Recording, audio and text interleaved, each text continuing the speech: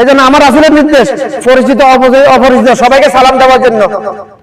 আর আমরা বাংলাদেশে কি নিয়ম, বাপ ছেলেকে সালাম কেন দেবা? আমি বাপ না, আমি কেন সালাম দিব? এতে না দিব, এটা ওরা আমরা বাংলাদেশে দিদিরে বাস কত বড় জাহেল।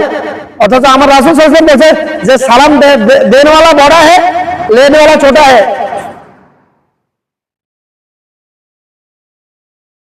এখন সালাম দিলে লাভ কি? সালাম দিলে নেকি পাওয়া যাবে 10 নেকি, 20 নেকি, 30 নেকি সর্বোচ্চ সালাম দিলে। আসসালামু আলাইকুম, আসসালামু আলাইকুম ওয়া রাহমাতুল্লাহ, আসসালামু আলাইকুম ওয়া রাহমাতুল্লাহি ওয়া বারাকাতুহু।